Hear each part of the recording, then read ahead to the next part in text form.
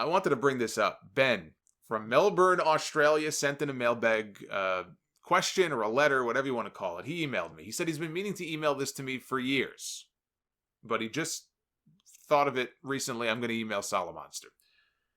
But just to confirm what I have previously speculated here on the podcast, he said in 2016, NXT had an Australian tour, and he and his friend know somebody who works for WWE. I am withholding their name here. He mentioned them in the email, but I'm not going to say the name.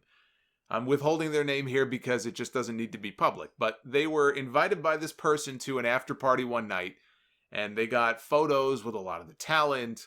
And in the course of the evening, this person, mentioned to them that Finn Balor was not originally meant to win the NXT Championship at that Beast in the East network special that WWE aired a number of years ago.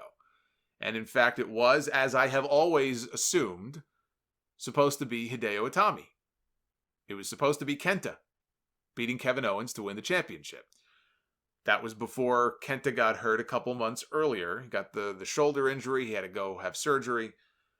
So Balor was the next logical choice because he had a history in Japan. People knew him there. People liked him. They loved him. So there you have it. And Balor went on to become the longest reigning NXT champion of all time. 292 days. Adam Cole, right now, is around 260-ish. Not in terms of weight, in terms of his title reign. He's definitely not 260. If Adam Cole was 260 pounds, he'd already be on the main roster. He'd be headlining WrestleMania in the next 2 years.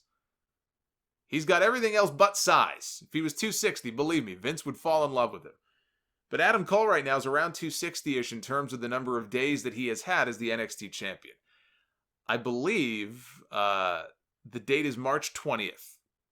If he can make it to March 20th, uninterrupted, as the NXT champion, he will break the record and he will move into the top spot as the longest reigning champion in NXT history. That's 2 weeks before WrestleMania. So barring any injury, like what happened last year to Tommaso Ciampa, Adam Cole will soon become the longest reigning champion of all time in NXT. They need to have him defend that title on that March 18th episode of NXT. It is a must. It is booking malpractice if they do not promote an NXT championship match on that March 18th episode of NXT and draw attention to the fact that he's only 2 days away from breaking the record. And have him go on TV starting this week and start gloating about how he's only a few weeks away from breaking the record. But William Regal signs a championship defense on the March 18th episode for dramatic purposes.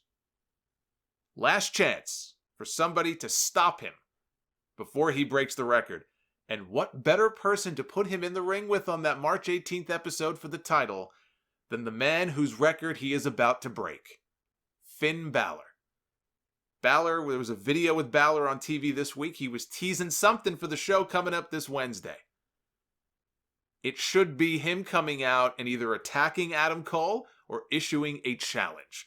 There should be a segment, there should be a face-to-face with Balor and Cole, and this should be the storyline. Cole is about to break his record. Balor says, "I won't let you." And they sign that title match for the March 18th episode. Balor just beat Johnny Gargano. He may wind up facing Keith Lee for the North American title at TakeOver, but why not put him in there with Cole first? Maybe they start something with him and Lee beforehand in the next few weeks, and maybe Keith Lee factors into the finish and costs Finn Balor the match on the 18th. Then Cole retains. He moves into the top spot. That adds fuel to the fire for something between Balor and Keith Lee for Tampa. So then your top 3 matches for TakeOver are all set. You've got Adam Cole defending the NXT Championship, let's say, against Velveteen Dream. Balor challenging Keith Lee for the North American title. And Johnny Gargano against Tommaso Ciampa with some kind of stipulation so they can finally end this. Why not first Hell in a Cell match in NXT history? Try to restore some value to the Hell in a Cell stipulation after the main roster has all but ruined it these past couple of years. I mean, Sasha and Bayley had an excellent Hell in a Cell match last year, but the men's championship matches, the main events, each of the last 2 years have practically rendered that stipulation meaningless. It has turned Hell in a Cell into a joke. Restore some value to it. Gargano and Ciampa, it's a blood feud. It's been going on for years. It has to come to an end. You can't drag this on much longer. They've got to move on. This is what Hell in a Cell was made for. It was made to blow off a feud like this. So that's your trio of top matches right there for Tampa. Book it.